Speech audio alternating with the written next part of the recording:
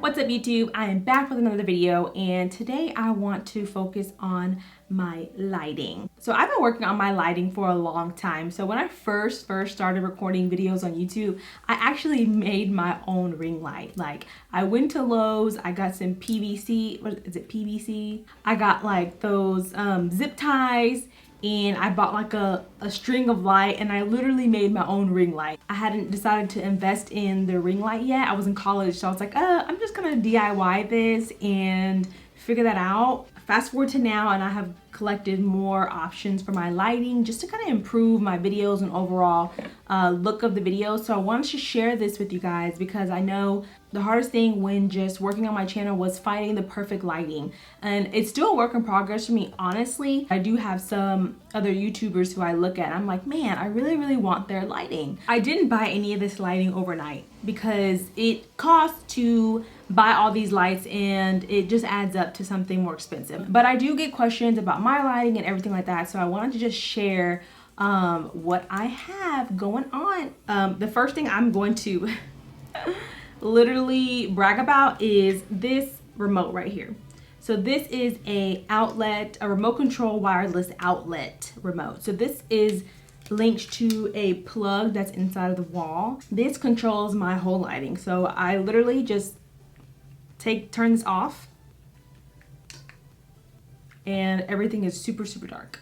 And if I press the on button, everything pops back on, and it's just super easy process of not having to click on every light individually or having to kind of get in the corner to try and turn off my extension cord. I'm probably gonna have my use video footage from my phone to show you guys my current lighting. So if the quality looks a little bit different, it's because it's using my iPhone. So I use the Neewer ring light right here. So I can actually put my camera right in the middle of my ring light. It is adjustable right here. So you can tighten this up and then you can also adjust it to certain heights down there. So it also is dimmable. Right now it's on the high setting, and so I can change it. That is the lowest setting and that is the highest setting that it goes to. Two soft boxes right here, the ring light, and then I have an overhead softbox light as well, and then a back light. So I'm going to show y'all what my lighting looks like when I take off certain components so you can see like how everything kind of fits together. You don't need every single thing that I have here, but I do just want to show you guys what contributes to my lighting to get here. And like I said, it's still a work in progress for me personally. So I'm gonna turn off everything and show you guys just my ring light. Okay y'all, so this is just my ring light. So with just my ring light, I have like a very warm look and glow, but there's so many shadows around my face.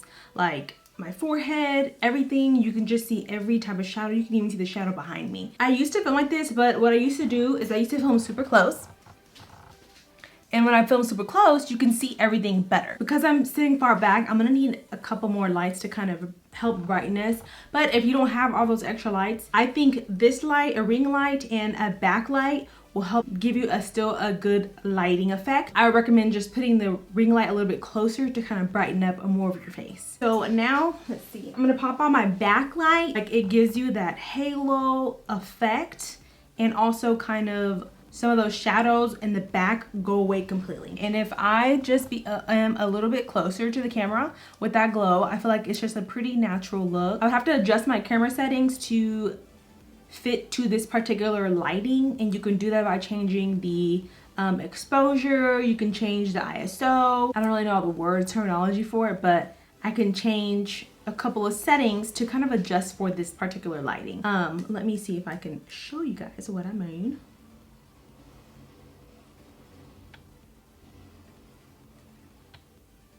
So this one. So I was able to change my aperture and kind of make it brighter. Now I'm gonna show y'all with one softbox on the side, and then I'll show y'all with the other. So here is a one softbox. So with our one softbox, you can see how like it already kind of increased some of that shadow that was on my face earlier. But I do have a little bit of darkness still on this side. So it's really pretty, like depending on the vibe you're going for, like if you're going to take some cute pictures, like this will work.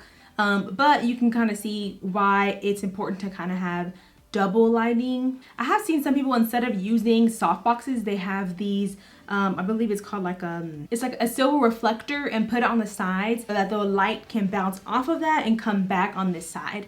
So say you only have a ring light, one soft box or ring light, and then a backlight.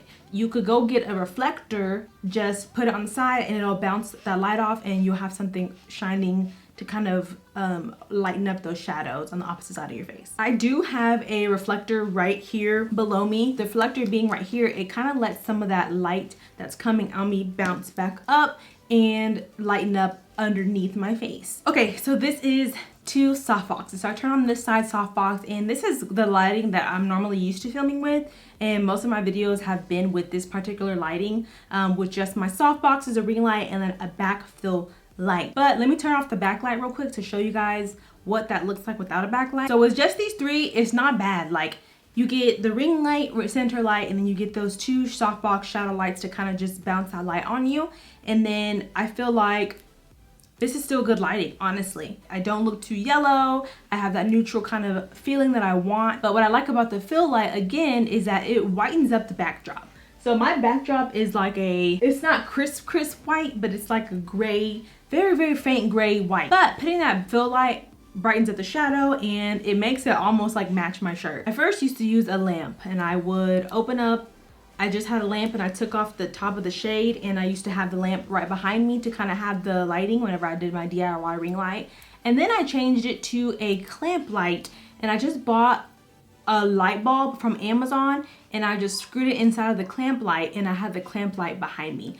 Now I actually have a floor light. It's like a floor, I think it's an outdoor floor LED light, but it shines back and it brightens up that room. And last but not least is my top light. I'm gonna turn it on, and I want you guys to see kind of like how that changes the lighting and those shadows that are top of my head. Like right now, it might not look that like different, but I see like shadows on the top of my head and like my hair. Let me turn this on. So it opened up those shadows that were on the top of my head, and you can see my hair color, you can see kind of just everything a little bit more, and I feel like it really makes a difference. Depending on what kind of camera you have, I have a Canon, and I use this actual speaker up there as well, which is the Rode speaker, and I feel like it really captures the sound pretty well. But if you do have a Canon camera, I don't know about any other cameras, but it comes with a software that you can remotely film and see yourself. And it is the EOS utility.